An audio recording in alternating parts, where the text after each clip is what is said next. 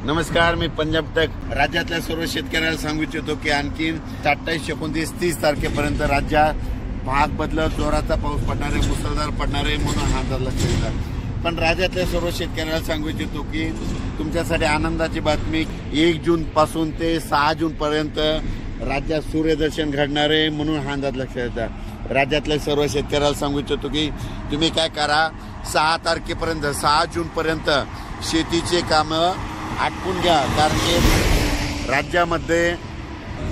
राज्यामध्ये 1 जून पासून तर 6 जून पर्यंत हवामान कोरडं राहणार आहे आणि त्यामध्ये सूर्यदर्शन घडणार आहे। तुम्ही शेतीची कामे करा, कारण की राज्यामध्ये 7 जून नंतर परत थोडा पाऊस वाढण्यास सुरुवात होणार आहे म्हणून हा अंदाज लक्षात येतो। राज्यातल्या सर्व शेतकऱ्याला सांगू इच्छितो की 30 मे पर्यंत राज्यात दररोज भाग बदलत मुसळधार, कुठं अतिमुसळधार, कुठं रिमझिम पाऊस पडणार आहे म्हणून हा अंदाज लक्षात येतात। पण राज्यातल्या सर्व शेतकऱ्याला सांगू इच्छितो की पाऊस खूप झाला, जमिनीमध्ये ओल भरपूर आहे, पण पेरणीसाठी आपल्या शेतात दुरुस्त नसल्यामुळं सर्व शेतकऱ्याला एक आनंदाची बातमी की म्हणजे तुमच्यासाठी वरून राज्या 5 ते 6 दिवस म्हणजे 1 जून पासून तर 6 जून पर्यंत रजेवर जाणार आहे, म्हणजे तुम्हाला शेती कामं करण्यासाठी वेळ देणार आहे।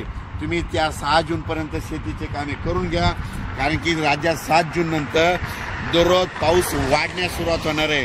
म्हणजे 7 जून नंतर 7ला थोडा वाढणार आहे, 8ला परत वाढत जाणार आहे, 9ला परत वाढत जाणार आहे, म्हणजे असा पाऊस वाढत जाणार आहे म्हणून हा अंदाज लक्षात येतात। राज्यातल्या सर्व शेतकऱ्याला परत सांगतो की हा पाऊस 30 मे पर्यंत दररोज पूर्व विदर्भ, पश्चिम विदर्भ, दक्षिण महाराष्ट्र, उत्तर महाराष्ट्र, कोकण पट्टी, खानदेश, मराठवाडा या भागात पडणारच आहे। पण जास्त पाऊस मुंबईला मात्र आणखीन 2 दिवस म्हणजे 27 आणि 28 2 दिवस मुंबईला, इगतपुरीकडे खूप पाऊस पडणार आहे, पुण्याकडे खूप पडणार आहे म्हणून हा अंदाज लक्षात येतात। पण राज्यात मात्र 1 जून पासून ते 6 जून पर्यंत सूर्यदर्शन घडणार आहे, शेतकऱ्याला कामं करण्यासाठी वेळ देणार आहे म्हणून शेतकऱ्यांनी 6 जून पर्यंत तुम्ही तुमचे कामं करून घ्या।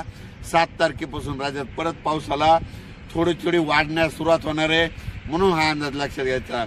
जमिनीमध्ये ओल भरपूर आहे म्हणून तुम्ही तुमचा पेरणीचा निर्णय स्वतः घ्यावा। अचानक वातावरण बदल झाला तर लगेच एक उद्या आपल्याशी येणार आहे। धन्यवाद।